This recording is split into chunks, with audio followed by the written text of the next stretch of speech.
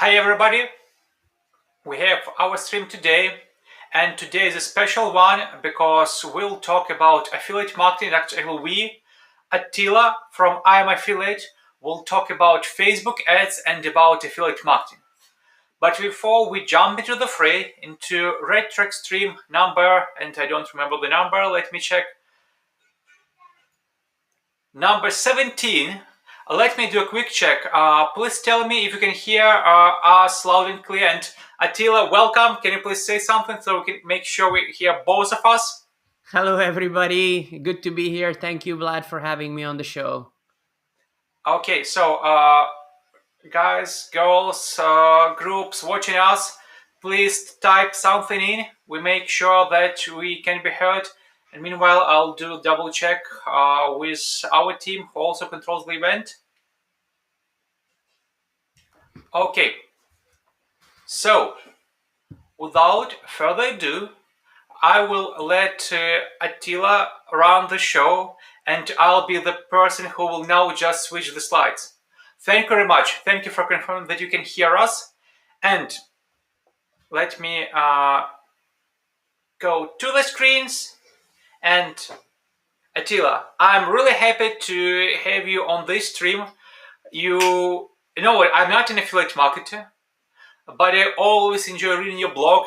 And actually, I enjoy all the posts and questions you ask on the Facebook group, and I'm your big fan. Thank you Thank for you. coming here. Time to probably we'll skip the intro parts. Everybody knows who we are, and let you do the talking. When you want me to switch slides, so you can just focus on what you do, I'll do switch slides. Okay, sure. So, can I start? Yeah, you can go. Okay. So, today what I wanted to share is I wanted to share some actual tips when it comes to Facebook advertising. Because there's a lot of tips out there and we run Facebook ads every single day. So I made this presentation in regards to tips that work right now after all the new policies and all the crazy bans that are going on and stuff like that. So this is what the presentation is going to be all about, and in the presentation I'm going to cover exactly how you launch a campaign from start to finish, including how to optimize it and how to scale it up. Is there any way to maximize the slides to be like full Okay. screen so that Yeah, we that's can the do only this thing now. people see? There you go. And just so the sides are not visible, just like it's a full screen. Is that possible? Yeah, but let's just make them bigger because then it will be easier for me to make all those clicks. Oh, that's full scale. So usually we do it like this. So let's go. Okay. All right. Next slide, please. Sure. All right. So before you launch an affiliate campaign on Facebook, it's extremely important to do due diligence because there's a saying that you don't want to reinvent the wheel. And there's another thing that experienced affiliates always say, and that is not to promote offers that are not proven. So that's why you have to see what's working. And one of the ways to do that is to use spy tools. Like one of the most popular spy tools for Facebook is called Visto.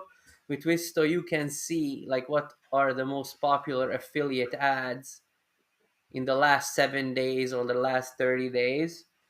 And you can also use Facebook search bar and type in keywords like weight loss and then see what kind of posts people shared, for example. And you can also visit the Facebook ads library. Like when you spy with the spy tool, you will see the fan page, and then you can go to the transparency section on the Facebook fan page and access the Facebook's ad library and see which ads are being run by that page. And this is a really, really good way to discover a lot more ads than what show up in the spy tool. So step one is always to do due diligence and see what others are running. And then when you did your research and you wrote down interesting offers, then the step two will be to seek out the CPA networks that have these offers. So basically, the second step is to pick the offers that are already working on Facebook and Yeah, so as it says on point number one, it's important to test proven offers because you don't want to be the first guy running an offer, because that's usually going to mean that you're going to lose a lot of money. Like a lot of people come to me and ask, like, how much do I need to get started in affiliate marketing? Is $500 enough? And these days, you need a couple $1,000. And if you're trying to test offers that is not proven, then you even need five to $10,000, because you're gonna be testing new things. You're gonna be making your own path in a direction that wasn't explored before. So you have to test a lot of angles, a lot of creatives, and stuff like that. So in order to pick offers, one of the best ways is to spy and to check stuff like the ad library, to do a search on Facebook using like the most broad keywords for offer types. And another great way to find offers is to hit up your favorite CPA network and ask them to get you a offers report sorted by revenue. Now, one of the biggest misconceptions that a lot of affiliates have who get started in this industry is that they hear that you need to get the EPC report, that is the earnings per click report. Now, this for me personally is not the best way to find proven offers, because the EPCs can be thrown off by a lot of different kind of things. For example, one guy might be running SEO where they rank really good for a keyword, and they send two clicks and one of them converts. That means that the offer has 50% conversion rate. If you're going to run paid ads to a cold audience, you're not going to see that. So that's why it's important and a very good idea to get the offer report sorted by revenue. And another thing, a trick that I like to use, is to hit up my rep. This usually works after you have a relationship with your CPA network. And you ask them, like, hey, which offers are capping out? Because if something is reaching the daily cap on an offer, it's a hot offer. So that's actually a really, really good trick to use, but most CPA networks are not going to tell you which offers are capping out until you showed them that you're a trustworthy affiliate and you send good quality traffic. And that brings us to the next step on how to find the right creatives. So, Vlad, please switch us to step number three. All right. So, another thing that after you have your offer, you need to figure out which landing page to use. I mean, pre-lander. Some people call it just a lander. Others call it pre-lander. I know inside RedTrack it's called pre-lander. So usually, just a quick side note, like usually affiliate marketers call a pre-lander a lander, and they call the offer landing page just the offer page. So a pre-lander is what you're gonna be needing, and you're gonna be needing creatives. Now, how do you find the ones that you should start with so that you don't lose your shirt? Basically, again, spying allows you to see what works. And the best technique in spying to see what works is to sort it by receive the most traffic. Now, the logic behind this is that if something receives the most traffic, that means that ad is making money. Because if it sucked and it didn't make money, people wouldn't be spending ad dollars to promote that ad day after day, week after week, because they would be losing money, right? So, a good way to figure out what creatives to use is to sort by received most traffic inside your spy tool. And don't copy the exact same image, because Facebook already knows that image. Don't copy the text. Make a close variant of the one that you see, and that should be a great start in terms of using a Facebook ad spy tool or the ad library to get ideas. Now, there's another way where you can use ideas from native, there's actually a good spy tool for that called Adplexity. Native ads tend to work really, really good on Facebook because they have a lot of similar characteristics. So you can spy and see for your kind of niche or vertical what kind of ads are doing good on native. And then you can borrow those ads and try them in your campaign. Now, third tip that I'd like to share in regards to the creatives is to look at the comments of other people's ads on Facebook and see what kind of other potential pain points and problems the people in the comments are bringing up, because this is usually a source for additional angle ideas, stuff that might not already be advertised, which could potentially make you a really, really good profit margin.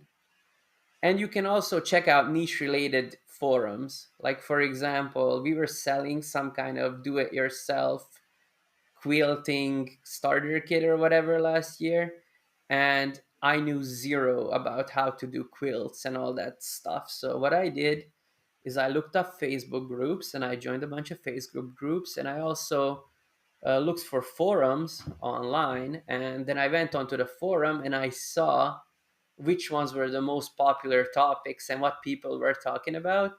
And this is how I was able to come up with different angles that will capture the attention of the quilting community.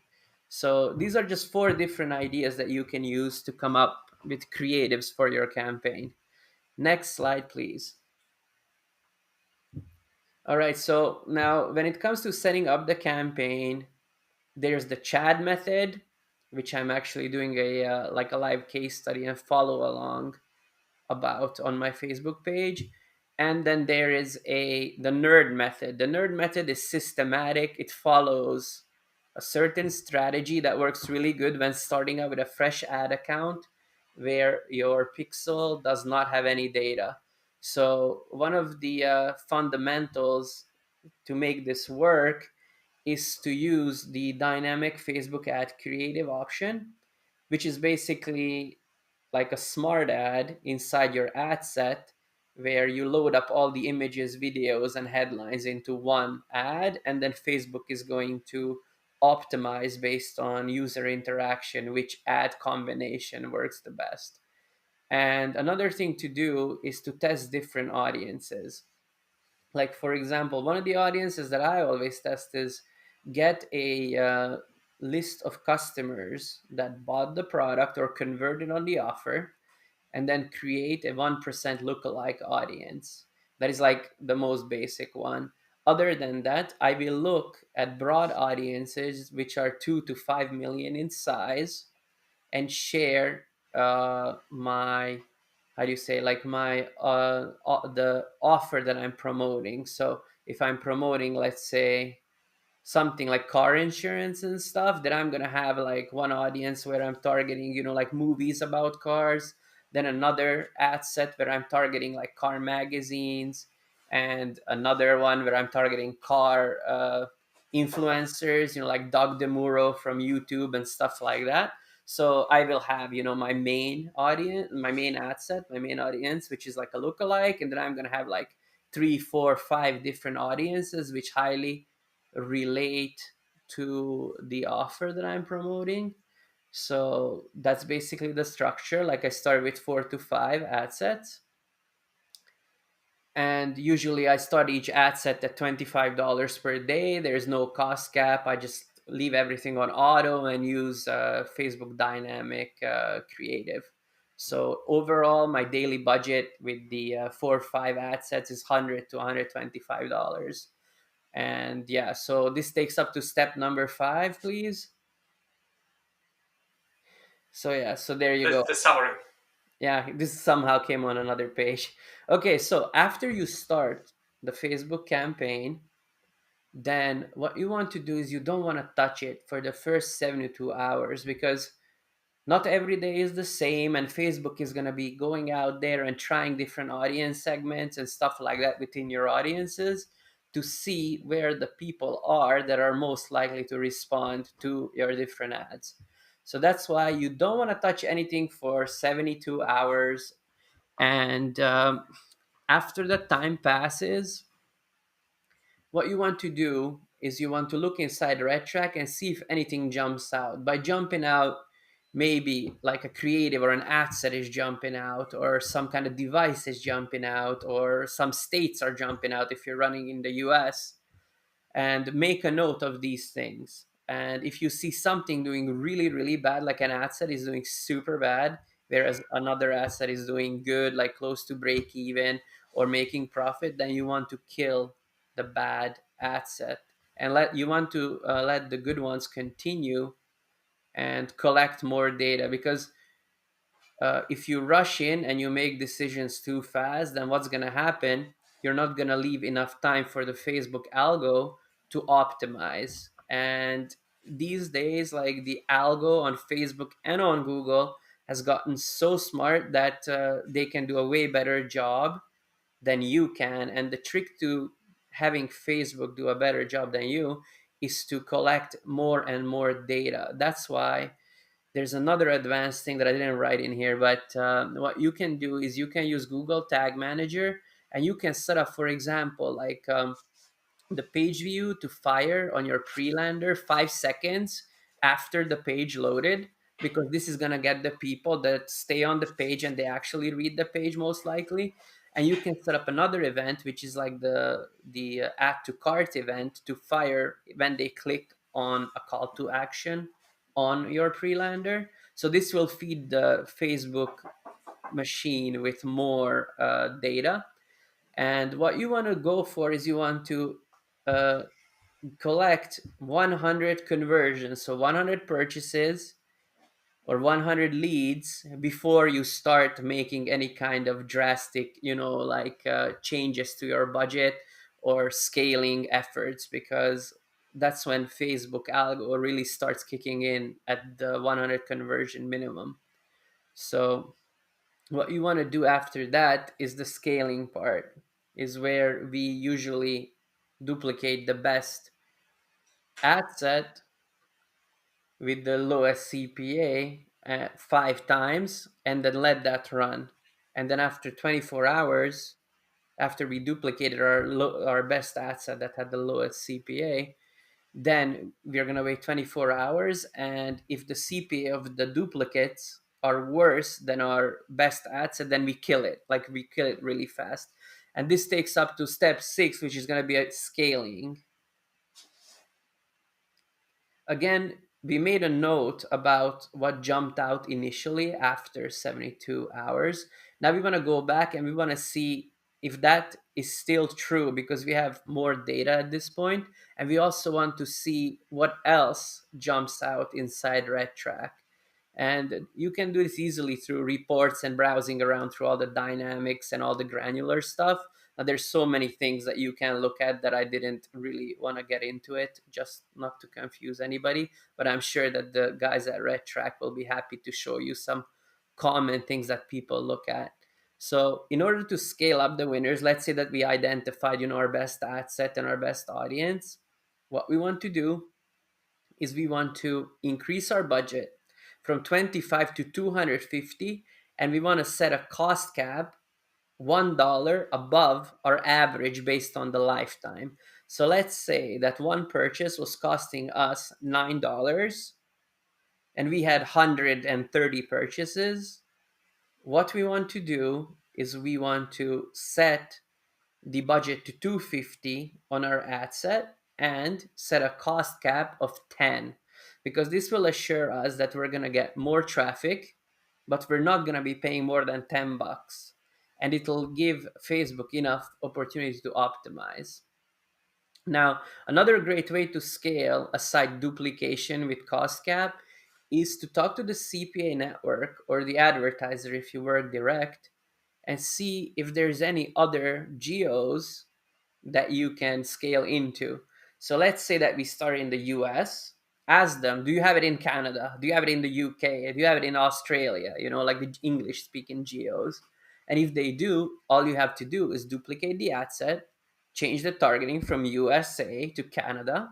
You don't want to do more country, like multiple countries in one, because Facebook will optimize always for one or two countries in the mix. So I like to separate it out because then it gives more control. So by doing this kind of scaling, you can really, like 10x your budget really fast, and your profits too, if the advertiser has the offer in multiple geos.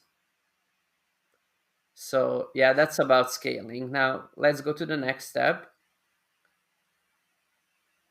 And and this is that's for Vlad. probably now gets to my part. Yep. And so, well, when you do the scaling, and that's all about data. So we are not media buyers. We are ad tracking and conversion distribution too. But we handle a lot of data. We can analyze how different campaigns perform, how different settings perform, and we also talk to companies who buy and sell ads. So from my past ad tech days, even before the RedTrack, I know that principal thing in all media buying, in all programmatic, and Google and Facebook, they also do programmatic just inside their networks. The key part here is pacing. And Attila actually covered this already. Thank you. You just mentioned, guys, just run one country per one campaign. But the reason is, and that's very important for those of you who run multiple geos, is that you want to keep the data that you send to Facebook as consistent as possible. And what happens is that if you run different geos, and let's just take two simple ones, US and UK, their activity times, like the daylight times or the evening times, so where there is most of interactions of your target audience with your ad, are different. And if you run those two geos from one campaign, some people say one ad account, we need to test this, but at least from one campaign, you are sending very different signals to Facebook, and Facebook finds it hard to optimize properly. So you really need to consider pacing.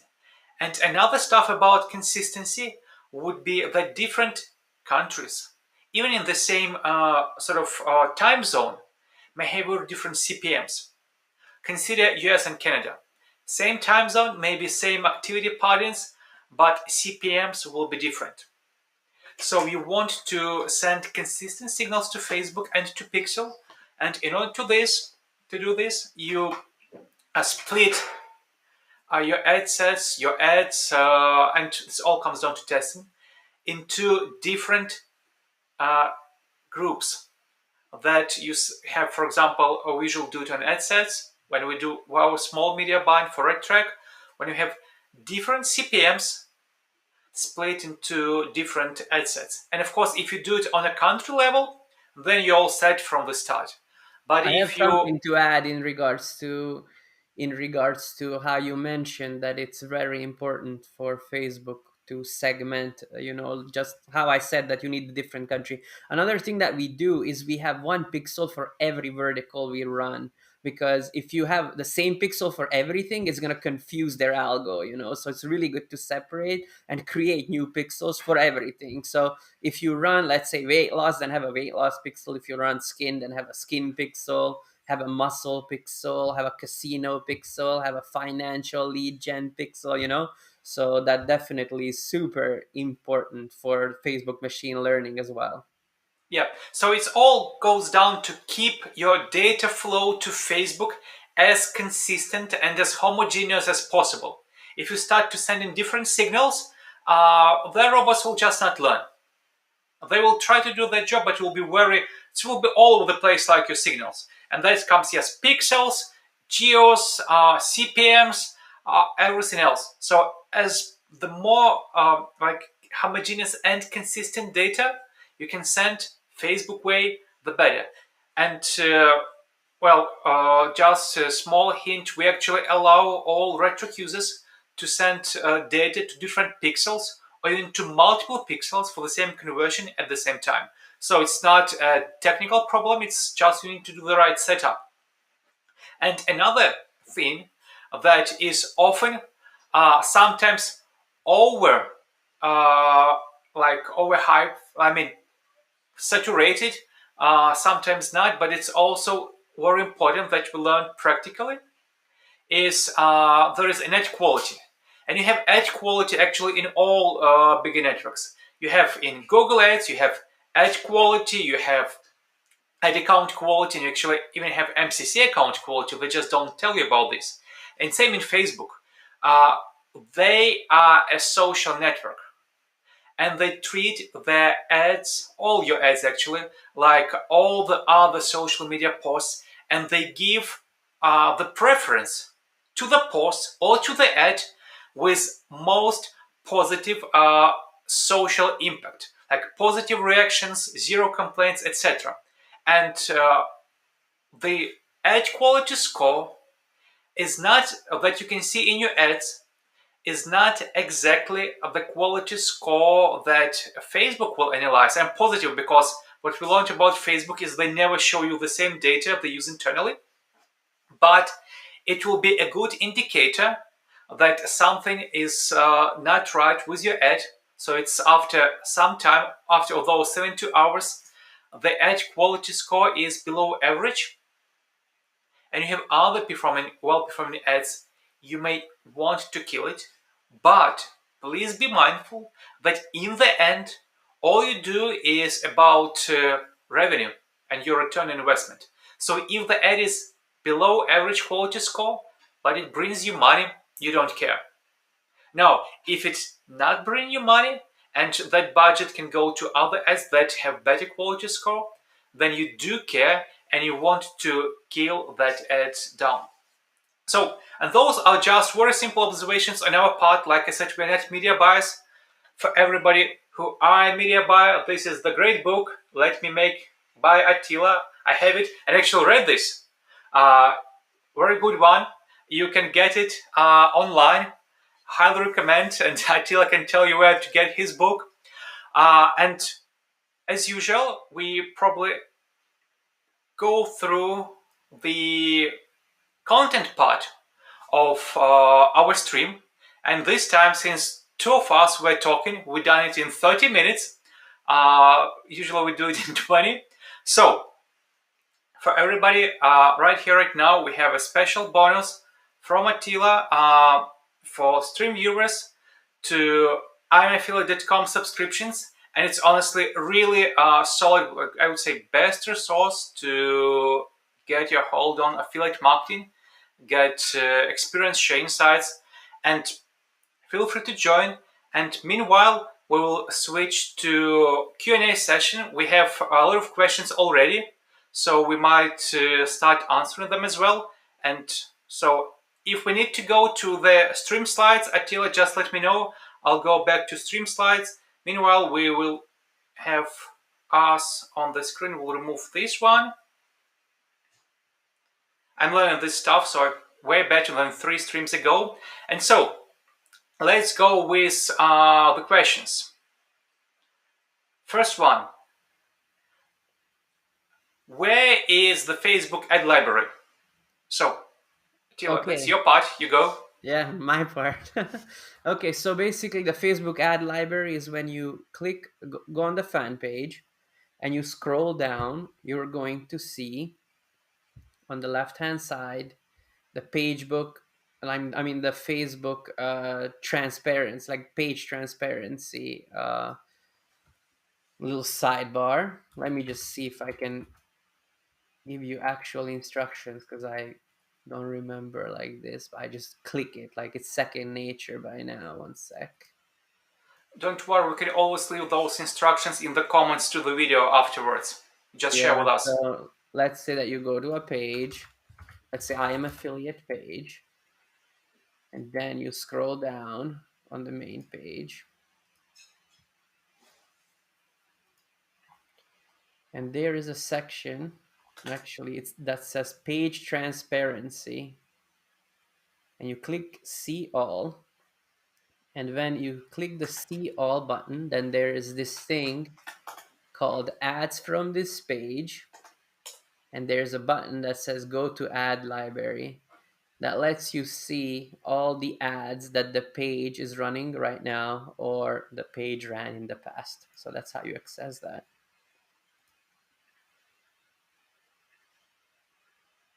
And I'm trying to replicate the same. So I went to your page. So let us do this. I will try to screen share my main screen right now, see how it goes, and you will guide me to the right place, okay?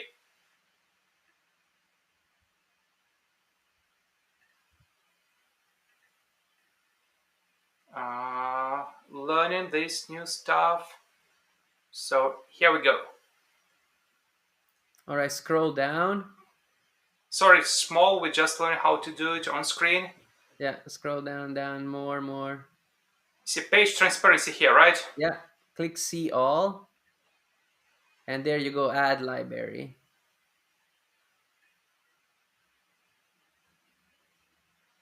Okay. Yeah, if you click the go to ad library, that's where the ads will show, but we're not running any ads on this one. Okay, so that's how you get to ads, and I hope this is a good answer to the question. And let us move to the next one. I will start the screen sharing, see what's happening here. We're back on screen, good. So, next one. And those acronyms always puzzle me, so ABO or CBO for testing. Definitely ABO, CBO is horrible. Like in a CBO campaign, as you probably noticed, for some reason, Facebook always prefers the worst ad set or the second worst ad set and never the best ad set. So always ABO. I don't like running CBO unless I have a really high profit margin and then I just give her, like don't care. I just want scale. But ABO is definitely. So you want to have 4 to 5 different ad sets and have the budget at the ad set level. Okay, thank you. And now we have the next one. What campaign objectives should we choose on Facebook? Conversion or traffic? Always conversion, because if you pick traffic, you're going to get a lot of traffic, but you're not going to get conversion. Like Facebook is super smart and they know, who's going to convert and who's not going to convert. So always conversion. And yeah, and we learned this the hard way. We tried for our small RedTrack page and for our lead gen activities, we tried all the options and we learned whatever you will put as optimization goal, somehow magically Facebook will give you exactly the result you asked for. And Yeah. this funny part, because in RedTrack we have free trial, but for multiple reasons we ask you to verify your email before we open up you the free trial. So once we set up the conversion event, just free trial form submitted and not email verified. Surprise, we were flooded with free trials that would never verify their email because that was not the goal of what we're trying to do. According to Facebook, how they did this, it's unknown to me. Typically, we probably have less than 5% of emails not verified, but for that particular campaign, we had like 50%. How Facebook did this, I have no idea, but that's for me was the proof that whatever you set as goal, Facebook will deliver. Okay, next one.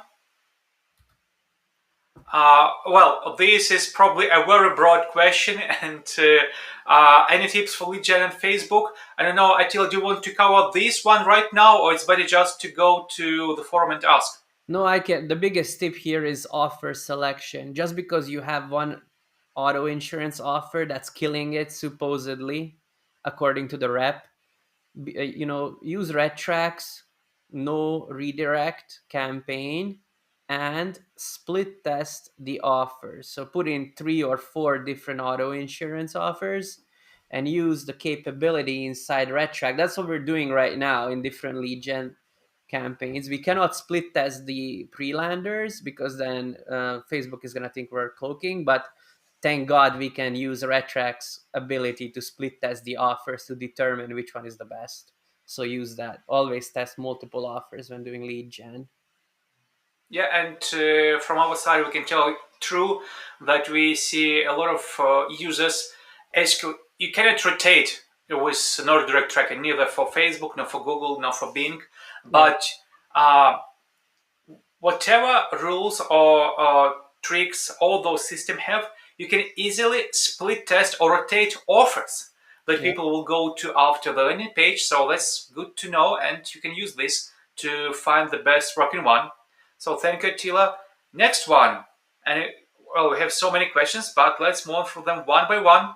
So on the Facebook campaign, do you do conversion with purchase event even if the event is not on your page? And I can handle this if you wish, because Yeah, of uh, course, because we want them to purchase the thing, right? yeah, So we always optimize for what we want, and then we feed them the other parts, like the events, as different events. Like I said earlier in the presentation, I'm doing page view after 5 seconds, and I'm doing add to cart when someone clicks on a call to action on our freelander. This is for lead gen, so yeah. okay. But And by the way, it's easily doable because you can have add to cart even when somebody clicks your link as a conversion event in RedTrack. So you can send this data from RedTrack to a pixel and use it as one of the events to optimize to or to train your pixel with more data.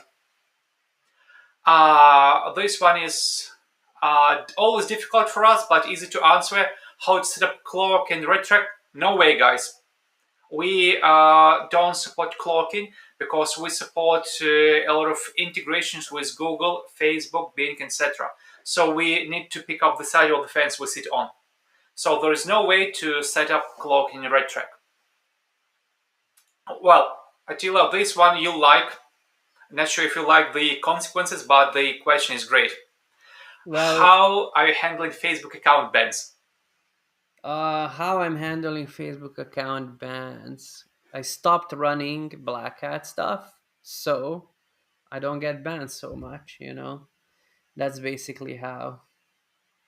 Yeah, and recently our own RedTrack Bing account was banned. So sometimes it happened, and you have to handle the golden rule for banned account: don't use same payment method on the new account because that's the easiest way how the system spots the same account and auto bans it. So, and that's actually was the advice confirmed even by Bing. They say, guys, we cannot tell you why it was banned. It's not really significant reason, just stupid mistake. We cannot unban your account, but please don't use the same payment method when you create a new one because you'll just be auto banned. So that's the rule of thumb. Okay, next one. When starting a brand new campaign, is it the best to separate the ad sets by countries as well, like you described for scaling? Yeah, definitely. I like to separate them by ad setting is enough. If you're doing like an ABO campaign, that means that you're setting the budget at the ad set level. Then have one country per ad set. Like when doing lead gen, in the US, we usually even like to separate by state just because there's so much difference between the states. So that's why it's a really good idea to just fragment it so it's one state or one country per ad set. Otherwise, the data really gets messed up, and Facebook always prefers one over the others. Like that's how it works. Okay, thank you. And the next one, probably just the confirmation, but the fan page for which you need to find its transparency page, you'll find in your spy tool. And let me say, yes, you find the page that promotes stuff that you want to spy on in this with the spy tool, and then you check the ads they use with the ad library tool that you can get to by going through to transparency settings. And sometimes you don't even need the tool. You can just find those pages through Facebook search, check the ads they run, and get more creative ideas or angle for your campaigns. Yeah, correct. 100%. That's exactly what I was going to say too. Okay, so next one. What is your opinion on this point? Meet $125 ad threshold before running conversion campaign on Facebook. No, no need. I mean, if you're doing white hat, then you don't have to do any tricks. You just start running it. Like, as you would, a real white hat business. You only need to do those tricks in black hat stuff. But for me, the cat and mouse game gotten too tiring, so we're just doing 100% white hat lead gen. We're doing financial lead gen. We're doing different kind of stuff in the US in lead gen, and we're doing econ, like CPA econ. Everything that's benefit to the user. We moved the like the Nutra stuff to other traffic sources just because on Facebook it's such a nightmare. Like it's totally a nightmare with all the bans. You get banned all the time. So yeah. Okay, good. So next one. Uh, if the purchase event is not on your own landing page, how do you fix that? And I will handle this one. Probably the biggest, long explanation. How do you fix that? We did in the stream. This is 17, so in stream number 15, you can find the stream on YouTube channel or on Facebook pages. You're watching this. So 2 streams before this, we were talking how to set up tracking and sending conversions back to Facebook when when purchase event is not on your landing page. And it's typical for your affiliate setup. You have your landing page, but conversion is on the vendor's page. That's even a couple of link hops after the affiliate network. With RightTrack and probably soon some other solutions, you can send those purchase events as if they happened on your verified domain on your landing page back to Facebook, and based on our user feedback, it works just fine. So you don't need to have access to purchase page, you just need to feed the right data to Facebook. And again, more details would be in stream number 15, and probably we'll talk again about this in the coming streams because the number of stuff Facebook asks us to change, it grows, so we'll need to do a recap of all we did for the last, probably for the next months. So this one is, what about conversion API after Facebook iOS update? Same, stream number 15, it works, it delivers results, it allows you to add survey events to aggregated event management protocol, and it does the job. So if you have your own page and you can run Pixel on your verified domain, then for now you don't need Facebook conversion API, at least for now. If you run third-party products from ClickBank, from Digistore, from somewhere else, then you need Facebook conversion API, and RedTrack is one of the tools that can help you set this up. More details were in stream number 15. This is stream number 17. And we'll share the links to the previous stream in the description of the video below for all of those who will watch this in the recording. Okay, next one. I'm not sure if it's a question or comment. Pixel per niche or even niche plus country? No, pixel per niche. Okay, that was quick. Yeah. Next one. Can you start with lower budget per day, like $5-10?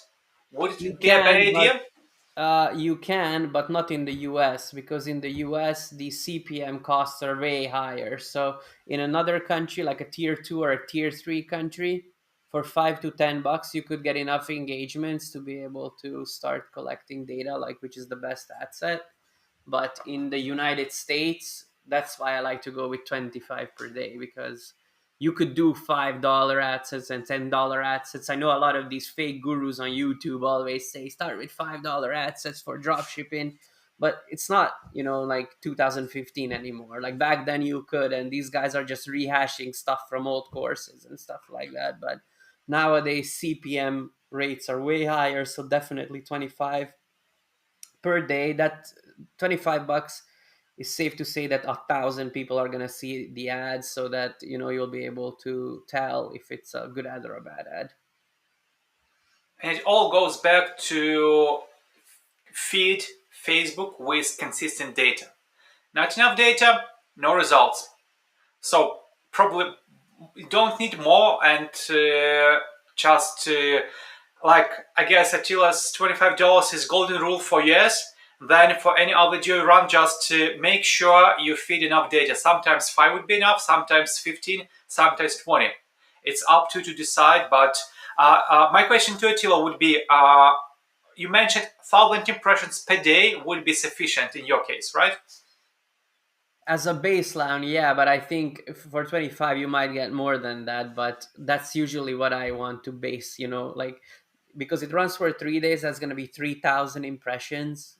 If you don't get sales or conversions by then, that it's a shitty ad, or the offer sucks. So definitely that's a good metric, to go by. And that's why you need to spend more than $5 in the US per day, because then you won't get statistically enough data to be able to call it a failure or a success. Okay, so now you have an answer. You pick up the budget, not because it's 25, but because it gives you at least 1,000 impressions per day. So that's the even better. Okay, next one. How many ad sets and what budget per ad set when starting out a new campaign for a 100 EOV offer? Well, I doesn't matter what the payout is. I would start it out at $25 per day, and then do 4 to 5 ad sets. So that's $100 to $125 per day. And start it slow. Like for me, ramping it from day one never really worked well, because usually the good offers, when they work, they work from day one. You know what I mean? Like they right away show some kind of promise. But if it's a shitty ass offer, you can throw tens of thousands of dollars on it. You're still gonna lose money even after you tested every single idea that you can come up with. So that's why it's super important to always start off slow and then find data segments that are showing some kind of potential, and then go in that direction where the data tells you to go. Okay, thank you. Next one. Oh, so probably that was, I don't know, it's a question or comment until you tell me. I have no idea what's this. You need to take creatives of the other people. So I guess it comes to spine, but like Attila mentioned before, you don't take creatives like pixel to pixel. You take ideas from creatives and you add your stuff. So because if creative will be identical, it will not, well, I believe it will not serve you well. That's correct. Like, I'm not saying rip and run. I mean, this method doesn't even work anymore, because Facebook can easily tell that is the same ad, is the same, headline, and is the same image, is same video. So that's why you want to make something similar but your own. Rip and running, where you just take and launch, is like throwing stuff against the wall and seeing what sticks. And unfortunately, that method used to work 5 years ago, but it's not like that right now. Now there's like 100 times more affiliate marketers and people trying to make money. So everyone's doing the same crap, like ripping and running the same stuff, and it's a race to the bottom and nobody's making money. It's always the guys that innovate, they see someone is using a lady in a red shirt, and then they're gonna try, a lady in a red sweater or something. You know what I mean? Something that's different but still similar. And another thing is to innovate in terms of the angle, by what I said in the presentation earlier. For example, reading the comments and seeing a common pain point that isn't mentioned and including that in the headline. Okay, good. This one is for me. You can direct link with RedTrack. Yes, you can direct link with RedTrack. Moreover, you can direct link all your campaigns from all your traffic sources to the same page with one tracking script with RedTrack. Okay. Do we need a third-party tracker to run on Facebook? I will answer this because it's about trackers. So before Facebook iOS update, it was nice to have. Well, first of all, when you're promoting third-party offers, let me talk about affiliate stuff. So before Facebook iOS 14 update, it was nice to have because it gives you slightly more data, different angles, easy to analyze. After iOS 14 update, it is a must. And the reason is because Now you need to run your pixels on your verified domains. And if the purchase happens on your vendor's website, for most of affiliates, there is no way to get access to that verified domain, and meaning unless they use a tracker to send conversions to Facebook as if they happened on their landing page, there is no way to feed right conversion data to Facebook, and there is no way to run Facebook ads optimized on conversions. So it was nice to have before February. Now it is must have. Sorry, Facebook gave all trackers a big present, but Google will probably give even bigger one.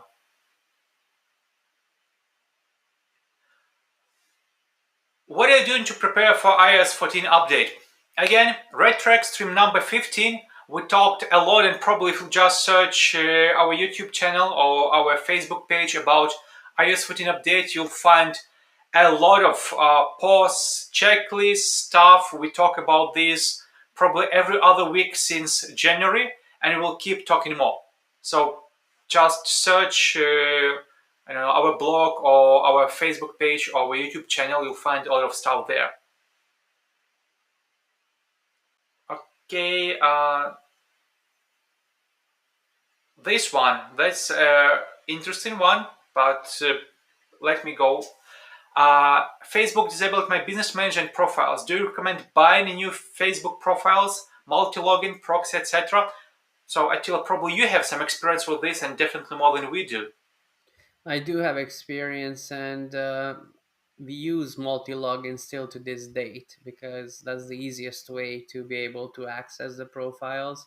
And it's so sad, that we have to do this. Like, Facebook should really have a team that you can talk to, but they have automated everything and they ignore every message, so they ban all kinds of people. And when you're banned, then you have to resort to this stupid black hat market of buying accounts and renting them and stuff. And yeah, the best thing to do is to like buy them, unfortunately, or rent them from real people, because most people that use Facebook, they don't even use Facebook anymore. They use Instagram, right? They don't even know that there's an ad account, so they can make an extra $10-20 a month doing nothing, so you can use their ad account until it gets banned. And yeah, multi-login and similar, like no detect programs or apps or whatever, like multi-login, can be used for that. You can also use like a virtual machine and then put the account and access the account through that virtual machine. Or if you have some kind of spare laptop, then you can install it there and then use like a 4G connection from your ISP, like a dongle that you can get for 10-20 bucks a month to access the ad account. So there's many ways, and I really really don't like that you have to go through all these hoops and hassles just because Facebook has horrible customer service. Okay, so next one. What is the average return on investment for lead campaigns? Well, the Nice. average is it's pretty low. I mean, compared to Black Hat, like usually like 20 to 30% is a good ROI because you can scale it up. But it's White Hat, right? So you're not gonna have 100%, 200%. You might have it sometimes, but that's super rare. Like you might have a crazy breakout day where everyone's signing up for the offer. But on scale, if you're pushing, 5 figures of spend per day, then if you're getting 15 to 20% margin and you don't get banned, that's super awesome. Okay, thank you. And I will try. We first time in our streams we have so many questions that we might not answer them, but we're going one by one. If we'll start running out of time, I'll ask Attila if you want to continue. So next one. Uh, oh, sorry, that's the answer inside the stream. So this one. What kind of lender do you prefer for lead gen? Quiz, advertorial, etc.? Well, this really depends on the offer, right? Like a lot of the offers have a quiz type of interface. So the user comes to an advertorial and then they go to the offer page, which is the like a quiz, and then there is really crappy offer pages which are super bland, and then you warm up the user by having like a quiz style, pre-lander. So it really depends on the offer. That's why you want to test, right? Like, who knows, maybe adding a quiz before a quiz might work. You never know until you test, and nobody can give you a definite answer, only the data. And that's why you have to track everything with RedTrack, all the granular stuff, and see what jumps out. Okay, thank you. This one probably goes to Attila. Any experience with app installs? I used to run app installs a long ass time ago. I don't run them anymore just because they kept the payouts the same, like in 2014 and 2013, and the costs on Facebook, Google, and everywhere went up. Also, Facebook and Google introduced more policies. Like, one of the biggest killers for me personally for app installs was when Google Display came up with the trick to click policy, where you couldn't put install and click here and stuff like that onto the banner. So ever since they made that change, the advertisers didn't compensate by paying more per app install. They kept that the same, and that's how I was like, screw this, and I switched to another vertical then. Yeah, and I will add here that for app installs, usually send people to straight to Google Play or App Store, not to some get better results. And it means that you should rely on, you can't use trackers, you should rely on the data from the vendor about all the conversions installs, and it just makes things difficult. And nowadays, a lot of app teams, especially mobile games, they have their in-house media buying that runs, I mean, huge budgets. So it just probably will be difficult to compete with them without proper data and without their budgets. So this one is you're running a white hat. Does it mean that you don't do ClickBank or MaxWeb offers on Facebook? A lot of their offers are supplements.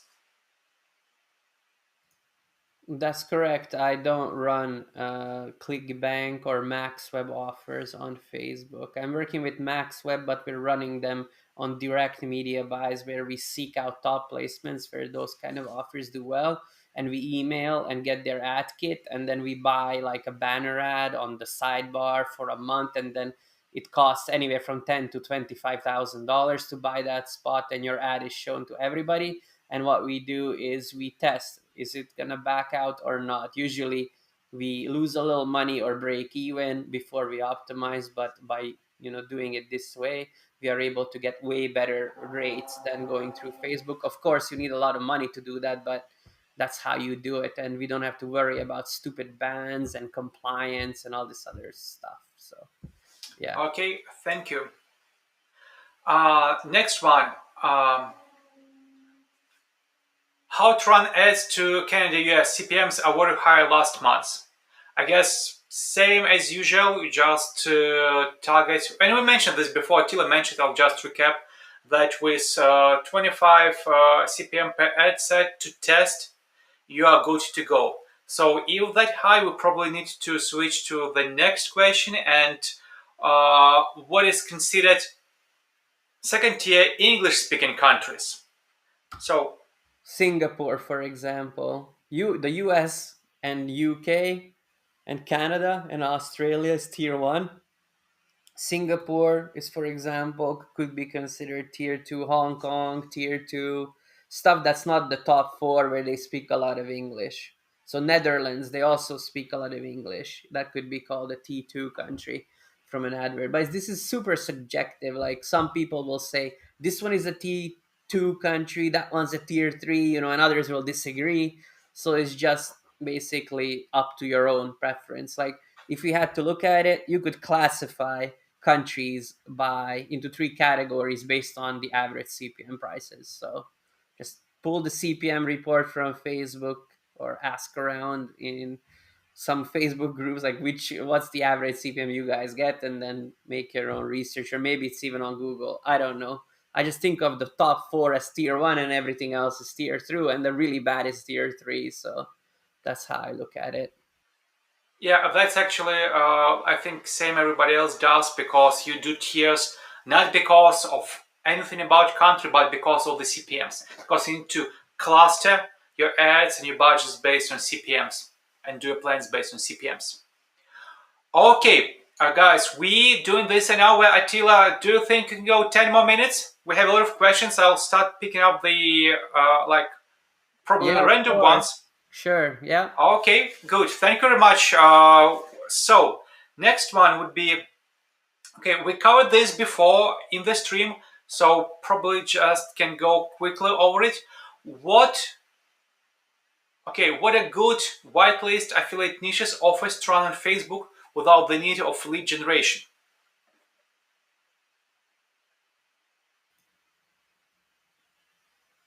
I'm reading. Hold on a sec. What a good whitehead.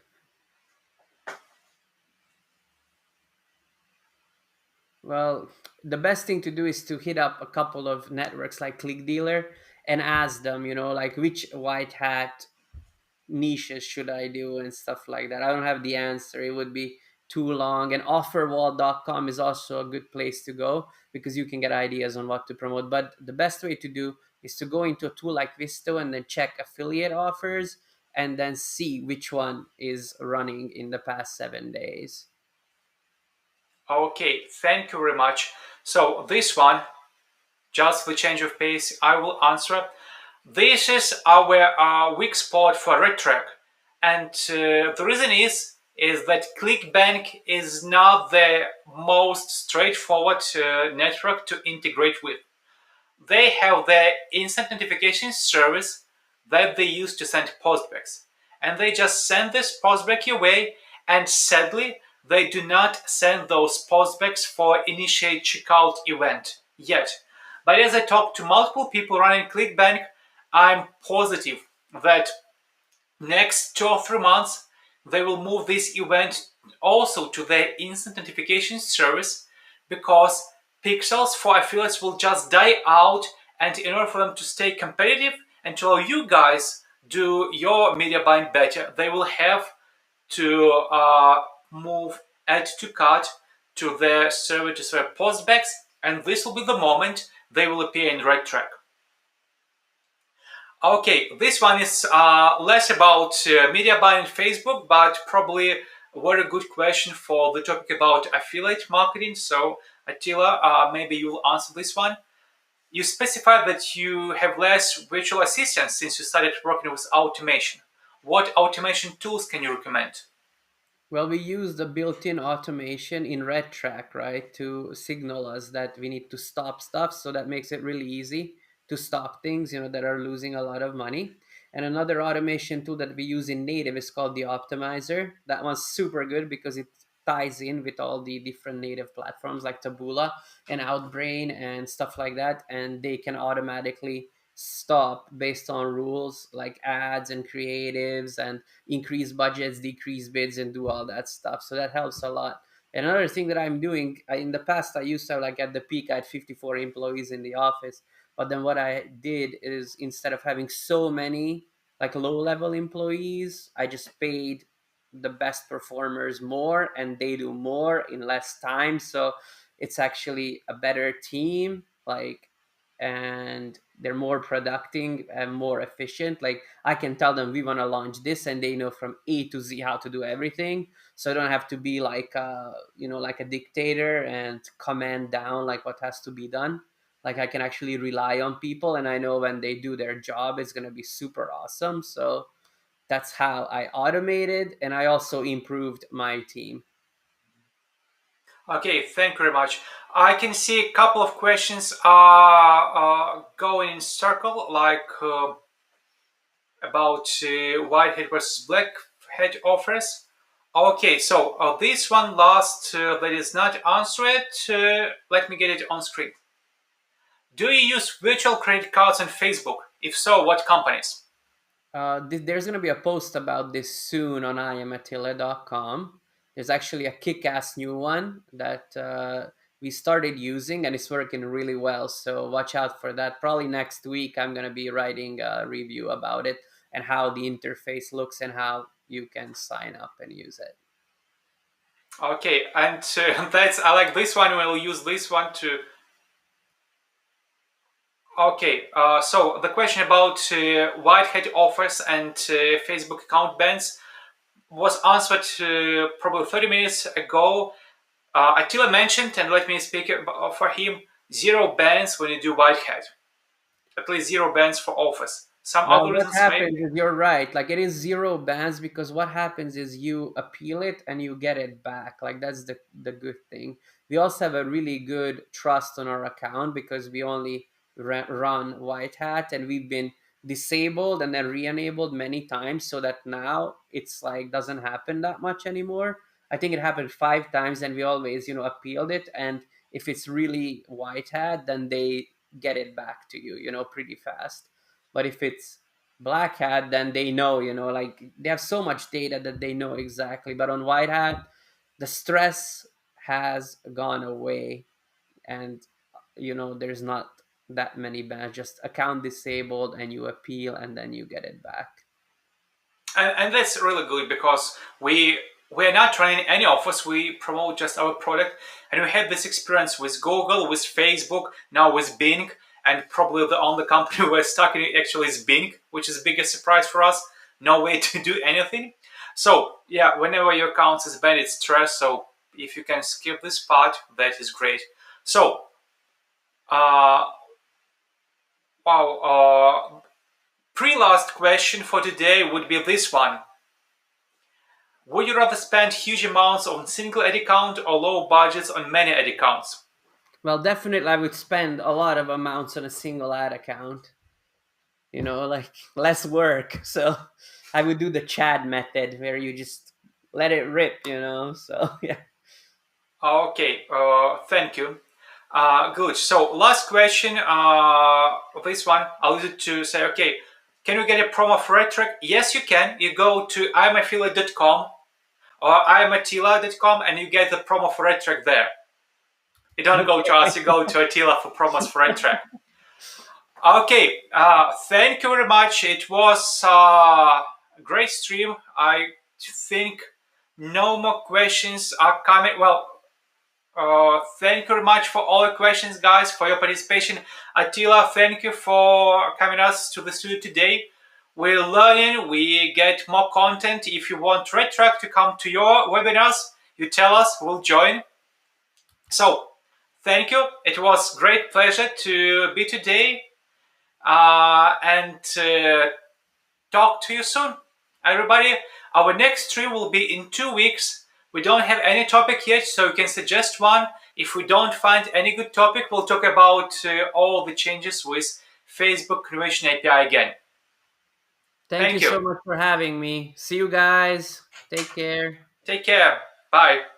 Bye bye.